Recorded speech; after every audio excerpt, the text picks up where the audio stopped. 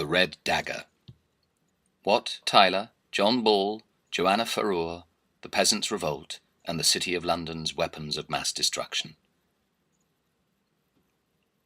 London's symbol for the hub of global finance in the city, shown on the city's flag to convey heraldic grandeur, comes from a blood-soaked dagger that killed the rebel Wat Tyler, for Tyler had challenged London on behalf of the poor.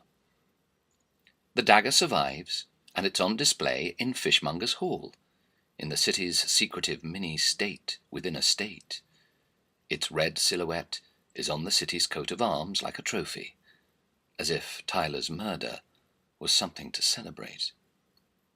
But the 100,000 marching on London in 1381 were serfs objecting to being kept as virtual slaves by feudal equivalents of corporate power, whereby people were caught and taxed to death just for being alive. 100,000 of those on whose exploitation the wealth of feudal society depended, from ploughmen to carpenters to cowmen to sheep shearers, trapped by a bondage that only death ended. So their spokesman Wat Tyler demanded equality. All men should be free, and of one condition. We will be free forever, our heirs and our lands. But instead of sympathy, he aroused suspicion.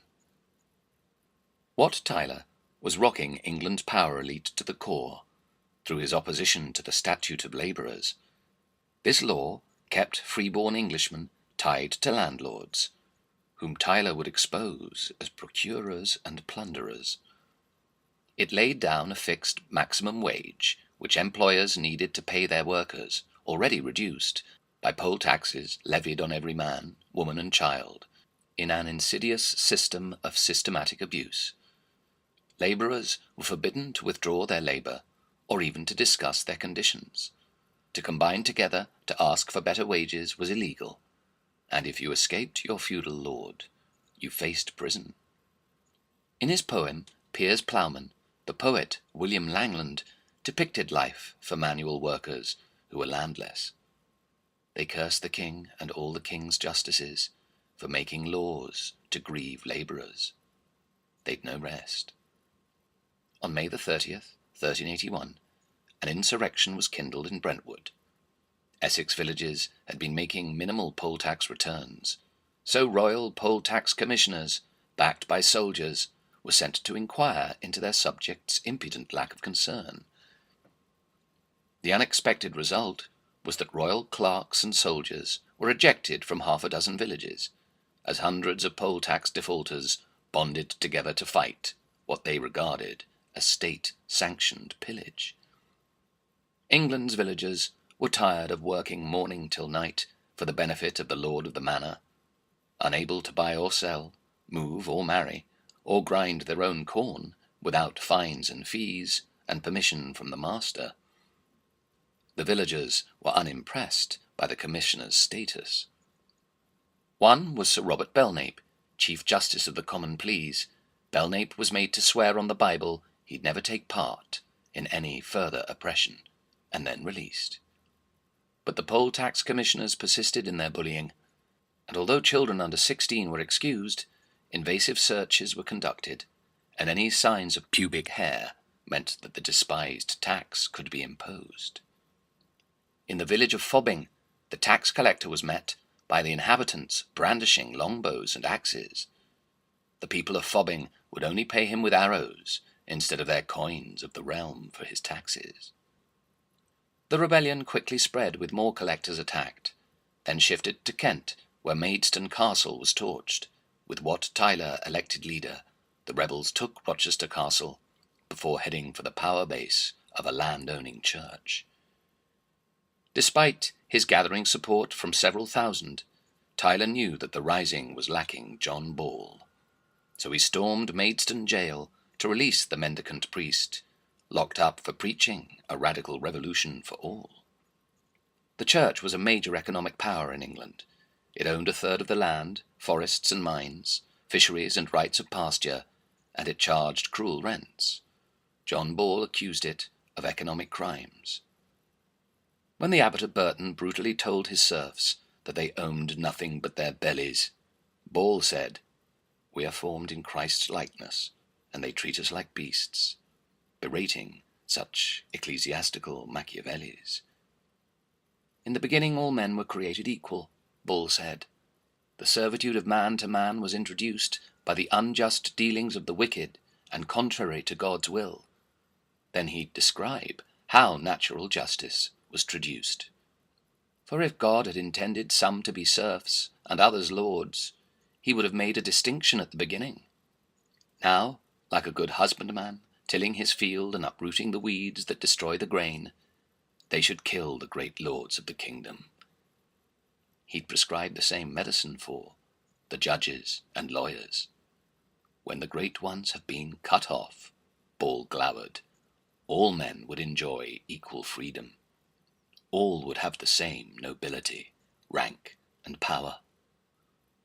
Ball had no parish, but instead stood in churchyards, denouncing the dragon of exploitation. Railing against the bishops' and abbots' luxurious living, he envisioned an entirely new nation. A New England, freed of prisons and torture chambers, and the executioner's gibbet and block. A New Jerusalem, governed by Christ's beatitudes, without the poor being placed in the dock. He was to preach his message for 25 years, about how life in England might be bettered, despite his frequently being jailed, then excommunicated. To his listeners, he was the people's shepherd. Since John Ball's dream of universal equality was feared, at the first signs of the rising, he was arrested. "Soon I will be released by 20,000 armed men," he prophesied, and Ball was freed by Tyler, just as requested. Then Wat Tyler and John Ball burst into England's cathedral and told Simon Sudbury, Archbishop of Canterbury, "We're here to depose you. We can talk to God directly. We don't need you as our overpaid intermediary."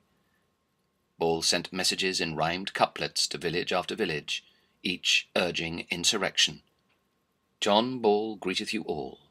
Understand he hath rung your bell.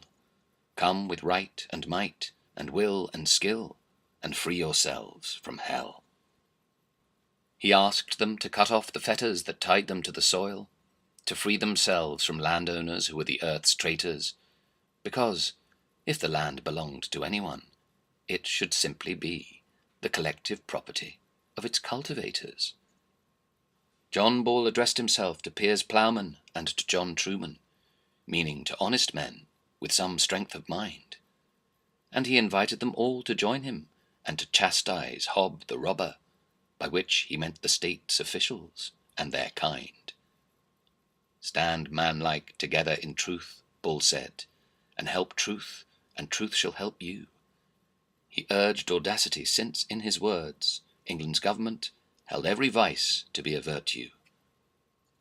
And protesters were arrested, or as John Ball put it, "Truth hath been set under lock."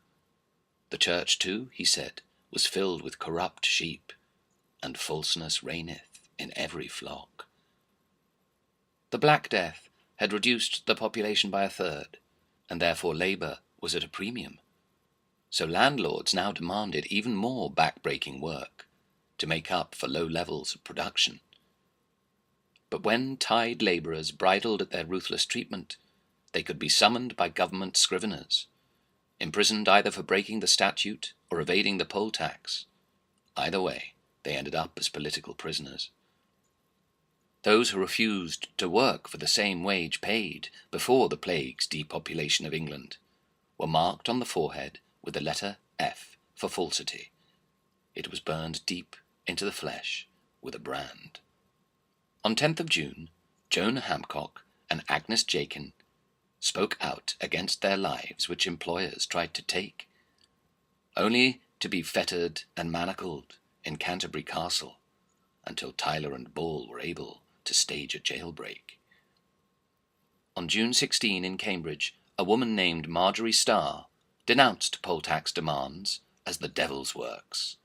She seized them, burnt them, then tossed their ashes to the wind, crying, "Away with the learning of clerks."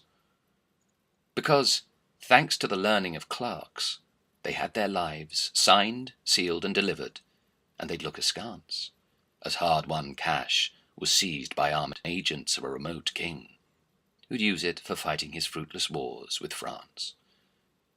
When the rebels invaded the houses of great landowners, the first place they went for was the muniment room, filled with the deeds and documents relating to their serfdom. Papers and parchment fell victim to the rebels' new broom. The rebels gathered more followers and overran the Tower of London, freeing prisoners from dungeons and from chains.